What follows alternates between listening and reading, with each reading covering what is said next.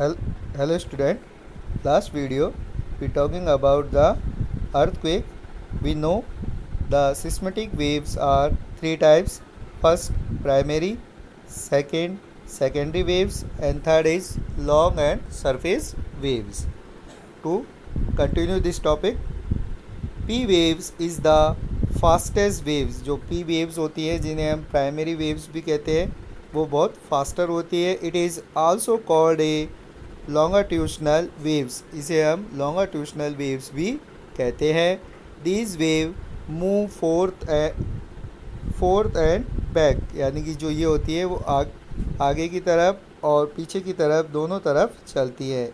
In other words, दूसरे शब्दों में, P waves move parallel to the direction of waves, यानी कि ये जो वेव्स होती है वो एक पैरेलल डायरेक्शन में चलती हैं, यानी समानांतर चलती हैं. These waves can move in both solid and liquid. ये जो वेव्स होती है वो सॉलिड और लिक्विड दोनों के अंदर से गुजर सकती है, यानी कि ये ठोस और द्रव दोनों में से गुजरने वाली वेव्स होती है. Second is secondary waves. S waves, secondary waves होती है उन्हें एस से इंडिकेट किया जाता है. S wave is slow than P waves. जो एस वेव यानी कि जो सेकेंडरी वेव्स होती हैं वो पी वेव्स यानी कि जो प्राइमरी वेव्स है उनसे स्लो यानी कि धीमी होती है. It is also called transverse waves. इन्हें ट्रांसवेबल वेव्स भी कहते हैं. It moves perpendiculars of the direction of the waves. ये जो वेव्स होती है वो पैरासिकुलर्स की ओर चलती हैं, डायरेक्शन में चलती है, यानी कि ये जो एक गोल आकार में चलती हैं. These waves move only in solid and disappear in liquid. ये जो वेव्स होती हैं, सेकेंडरी वेव्स होती हैं, वो ओनली सॉलिड यानी कि जो ठोस पदार्थ है उसमें से मूव होती है और लिक्विड में डिसअपेयर यानी कि गुम हो जाती है, दिखाई नहीं देती है. थर्ड टाइप्स की जो सिस्मेटिक वेव्स है उसे हम लॉन्ग वेव्स या सरफेस वेव्स भी कहते हैं, जिसे एल से इंडेक्ट किया जाता है. L waves is the slower waves, यानी कि ये सबसे ज़्यादा स्लो होती है, धीमी होती है. It moves only earth surface. ये केवल अर्थ सरफेस यानी कि जो पृथ्वी का धरातल है उस पर मूव करती है. It's cosec maximum distribution of the earth surface. इसे हम इसका जो वितरण है वो अर्थ सरफेस यानी कि जो हमारी पृथ्वी का धरातल है उसी पे हमें देखने को मिलता है. अब हम देखते हैं, जो हम पिक्चर देख रहे हैं उसमें जो सिस्मोग्राफ जिससे हम अर्थक्वेक को जो हम मेज़र करते हैं उसमें अगर हम देखें तो जो पी वेव्स फर्स्ट में दिखाई दे रही है, second is secondary waves and third is L यानी कि लॉन्ग वेव्स. तो हमने देखा कि जो अर्थक्वेक यानी कि जो सिस्मेटिक वेव्स होती हैं वो थ्री टाइप्स की होती है: primary waves, secondary waves and long and surface waves. Primary waves सबसे फास्टर होती है, जो सॉलिड एंड लिक्विड दोनों में से मूव हो सकती है, जबकि सेकेंडरी वेव्स स्लोअर होती है then primary waves. Primary waves के मुकाबले जो सेकेंडरी वेव है वो स्लो होती है और ये ओनली सॉलिड में से मूव कर सकती है, लिक्विड में डिसअपेयर हो जाती है. जबकि जो लॉन्ग वेव्स हैं वो सबसे ज़्यादा स्लोएस्ट होती है यानी कि धीमी होती है और ये ओनली अर्थ सरफेस यानी कि जो पृथ्वी का धरातल है उसमें ही मूव कर सकती है.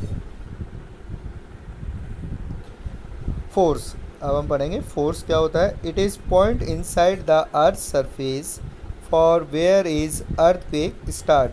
यानी कि जो अर्थ सरफेस है यानी कि जो हमारा पृथ्वी का धरातल है उसके अंदर जो केंद्र होता है, जो पॉइंट होता है जहाँ से अर्थक्वेक यानी कि भूकंप स्टार्ट यानी प्रारंभ होता है, यानी कि जहाँ से पृथ्वी के अंदर का वह भाग जहाँ से जो भूकंप है वो प्रारंभ होता है, स्टार्ट होता है. It is always hidden inside the अर्थ. ये हमेशा जो अर्थ होती है, जो पृथ्वी होती है उसमें हिडन इनसाइड यानी कि अंदर की ओर छुपा हुआ होता है. Force of an earthquake may be found at the deep on 100 to 200 kilometre. जो फोर्स होता है वो अर्थक्वेक में हमें 100 से लेकर 200 किलोमीटर डेप्थ यानी कि जो गहराई में हमें दिखाई देता है। अब है epicentre. Epicentre means it is a point on the earth surface which record the seismic waves for the first time. It means जो सिस्मेटिक वेव्स है यानी कि जो अर्थ सरफेस यानी पृथ्वी के धरातल पर जो ऐसा केंद्र जहाँ पर सिस्मेटिक वेव्स को फर्स्ट टाइम रिकॉर्ड किया जाता है उसे हम एपिसेंटर कहते हैं। यानी कि उसे हम जो अर्थ का एपिसेंटर कहते हैं, जहाँ पे पृथ्वी के धरातल पर जो सिस्मेटिक वेव्स है उसको फर्स्ट टाइम रिकॉर्ड किया जाता है।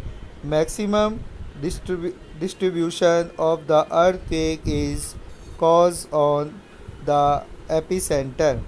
Epicenter is located just